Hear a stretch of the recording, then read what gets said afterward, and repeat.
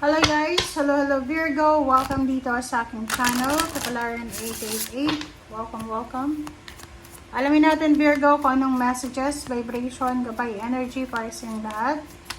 This is general reading, so pwede kang makaresonate. Ano ba ang pwede nating expect ngayon na September para sa lahat ng Virgo? Family changes.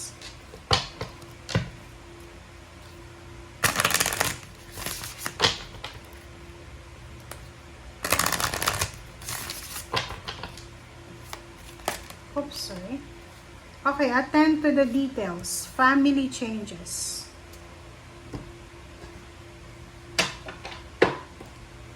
Okay, first card natin is family changes. And next card natin, Virgo, is attend to the details. So, sinasabi ng Barasyo dito, Virgo, na posibleng maraming magbabago sa pamilya mo. Okay, maraming magbabago sa pamilya mo.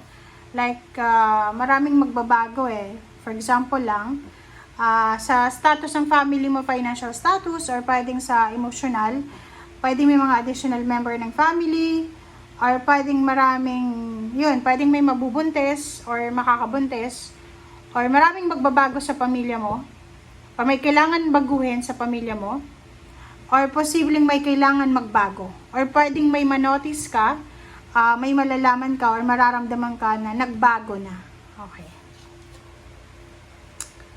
Okay, attend to the details. Sinasabi ng Barasyo Virgo na sa month ng September, since this is your birth month, so happy birthday sa inyong lahat. Sinasabi ng Barasyo na kailangan nating maging aware sa mga nangyayari sa paligid natin, especially sa family mo eh.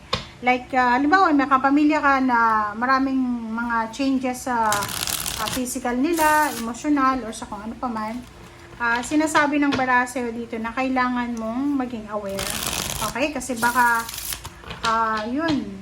depende yun, di ba? So, kung may mga napapansin kayo na nagbabago sa family nyo, wag natin masyadong i-judge. Siguro tingnan natin ang buong detalye. Parang ganun yung sinasabi.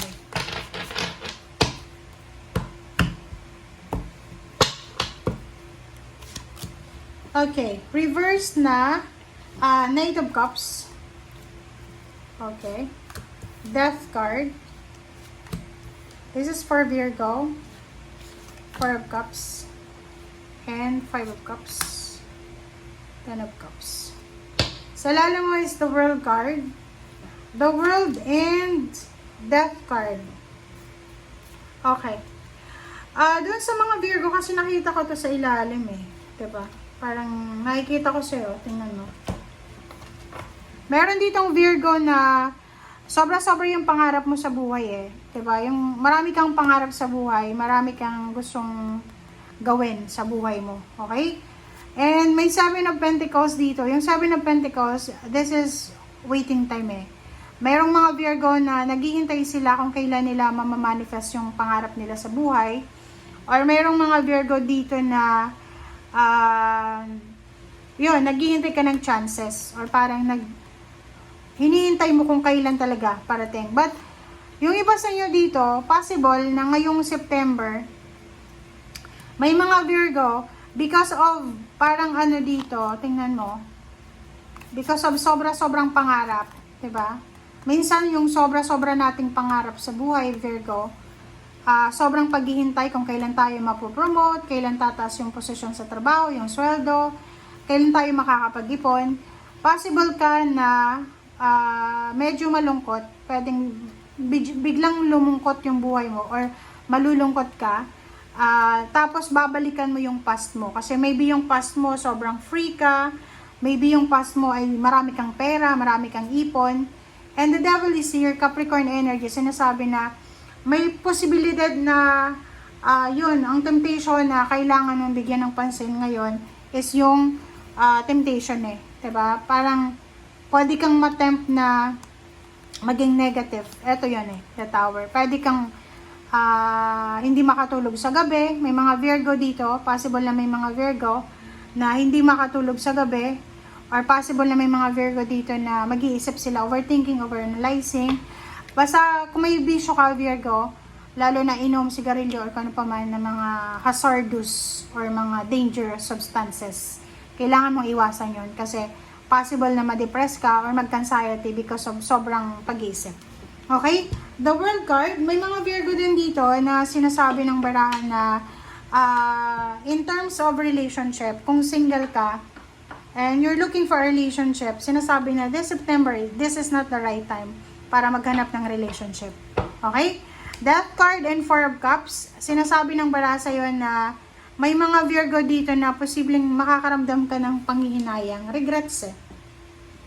Especially kung ikaw ay Virgo na marami kang maling desisyon na ginawa sa nakaraan, may regrets ka dito na mararamdaman eh. Parang mararamdaman mo na, sana hindi ko ginawa yun eh. Sana, this September until December, or maybe may guilt feelings ka eh. Parang nagigilty ka sa ginawa mo or sa kung ano pa man. Five of Cups and Ten of Cups, sinasabi ng baraha sa'yo dito na marami kang what if, especially sa family. Parang halimbawa kung nasa ibang bansa ka, may mga okasyon na posibleng like yun, birthday mo, magse-celebrate kang mag-isa. Or maybe ang nakikita natin dito is may mga Virgo na possible na yun, maraming okasyon sa Pilipinas, Pasko, New Year, may mga birthday sa family, anniversary, wedding anniversary, fiesta, na posible kayong ma-miss because of nasa malayo kayong lugar. So, makakaramdam ka ng regrets. But, isipin mo na yung ginagawa mo sa ngayon is for the good of your family, di ba? Para sa welfare ng family mo. So, nakikita ko siya ngayon na sinasabi ng Ten of Cups na to na kailangan mong, kumbaga, mag-focus ka sa brighter side. Okay? And yun, tingnan natin, ano pa ba ang message niya para sa'yo, Virgo?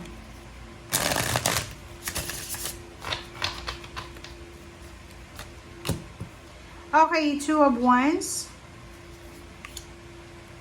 Wow! So, congratulations dito sa mga Virgo na to, na posibleng kayo ay makakatanggap ng job offer international. Okay? Possible ka na makatanggap ng job offer international, or pwedeng nag-a-apply ka ng trabaho papuntang ibang bansa. And these offers, parang sinasabi na marami siya. Hindi lang isa, or posibleng naghahanap ka ng trabaho international. And marami kang choices na country or pwedeng trabaho. So, sinasabi ng baraha sa'yo na good for you. Okay? Six of Pentacles. Oh. Congrats. Oh, there's a good news eh.